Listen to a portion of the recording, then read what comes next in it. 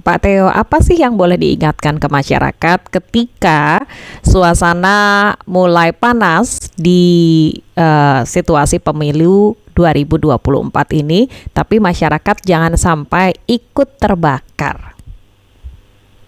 Ya, terima kasih Mbak Risti. Yang pertama, kita perlu ingat bahwa yang sedang kita laksanakan ini adalah usaha ikhtiar perjuangan untuk mewujudkan demokrasi Pancasila.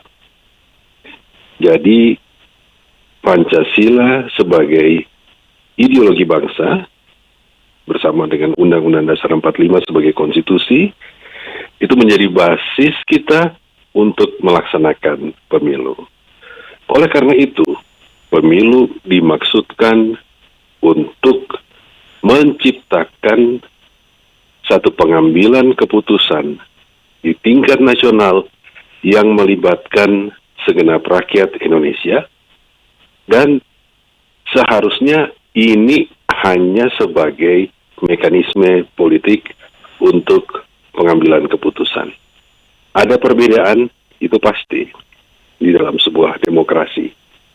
Tetapi yang kita tidak boleh lupakan bahwa perbedaan pandangan itu dia berjalan di dalam kerangka demokrasi dan supremasi hukum. Indonesia sebagai negara hukum. Oke. Ya. Berbeda pendapat boleh, tapi yang penting ada solusi. Boleh. Ya, karena ini kan bagian dari demokrasi kita.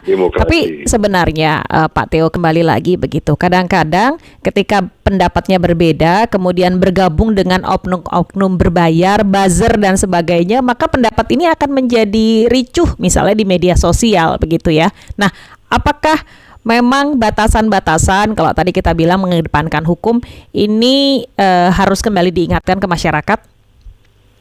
Jadi hukum Indonesia sebagai negara hukum itu tidak bisa dihilangkan sama sekali. Ya. Kehadiran demokrasi di Indonesia hanya akan langgeng kalau dilaksanakan berbasis hukum dan dijalankan dengan mematuhi hukum yang ada. Lepas dari hukum, kita terjebak dalam anarki. Ini yang harus kita hindari, Mbak Risti. Oke. Jadi itulah makna negara hukum. Oke. Nah, ketika suasana, sebenarnya kalau kita lihat misalkan suasana debat capres dan cawapres, ini kan seringkali debatnya sudah selesai, tapi pernyataan-pernyataan, statement, video-video potongannya ini masih terus berhari-hari dan belum habis-habis begitu ya, Pak Theo. Misalkan kita ambil contoh. Nah, apa sih yang masyarakat boleh lihat secara garis besar bahwa ada prinsip etika yang harus dijaga? Ya. Jadi hukum akan menjadi kekuatan yang tidak memiliki nilai yang kuat kalau kita tidak disertakan juga dengan norma etis. Jadi norma hukum itu harus dilalui sesudah norma-norma yang lain itu dilalui. Karena hukum kan sebagai alat paksa, Mbak. Ya. Nah, oleh karena itu etika itu sudah harus menjadi bagian dari pola pikir dan pola tindak kita. Etika kita berbasis apa? Etika kita berbasis Pancasila.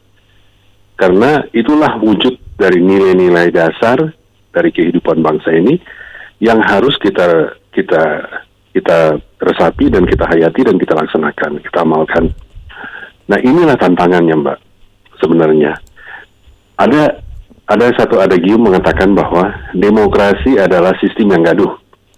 Ya, jadi dalam demokrasi ada kegaduhan.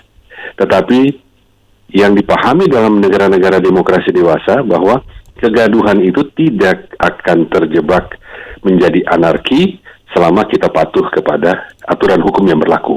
Oke. Dan sebelum kita sampai pada hukum, maka kita bertindak dulu secara etis, memperhatikan etika. Baik dalam pemikiran, dalam perkataan, maupun tindakan. Mengapa?